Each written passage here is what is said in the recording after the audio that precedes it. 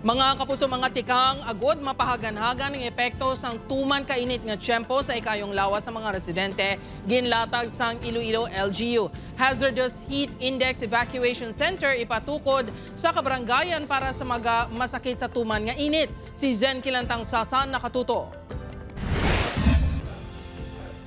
Tatlo ka estratehiya ang ginplastar sang Iloilo Provincial Government agud malikawan ang epekto sang tuman kataas nga temperatura. Una, likawan ang pagpainit halin alas 9 sa aga tubtub alas 4 sa hapon.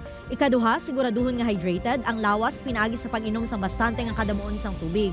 Kag ikatatlo, paglikaw sa paggamit sa mga madamol nga panapton. Mahimo man nga i-regulate ang mga aktibidad kag pagtililipon sang tagsa ka LGU. Sarang man nga makapatuman sang adjustment sang work hours agud makalikaw sa health-related illnesses.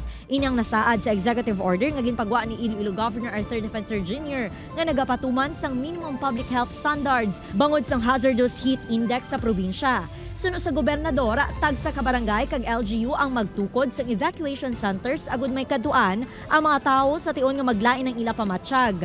Ilabi na ang may balatian ukon nalakip sa vulnerable sector. Air conditioned din siya or temperature regulated. Sa facility, they can use barangay halls, barangay health stations. Again, ano na siya, municipal level and to the barangay level. You can use existing facilities. Magahatag sang financial assistance nga 10,000 pesos ang probinsya sa Kabanwahanan kag 25,000 pesos naman sa mga barangay. Sa 100,000 KD, hindi man siya muna nakuha gidang amount, but it will help a lot to augment sa mga kinanglanon sa barangay. Diri sa Barangay Pagsangaan, Pavia, plano nila nga obrahon ang session hall nga temporaryo nga hazardous heat index evacuation center. Para sini nga kami wala pa aircon,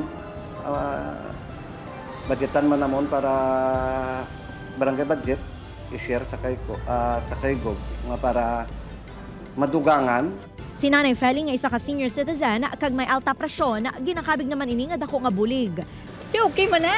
Kung may mainit, may kantuan ka mga pabugnaw-bugnaw ka. Tiban gani kung may kwarta, kakanto sa mga mall para lang mga kapabugnaw-bugnaw. Upod kay Cirilo Randuque, Zen Kilantang Sasa, One Western Visayas.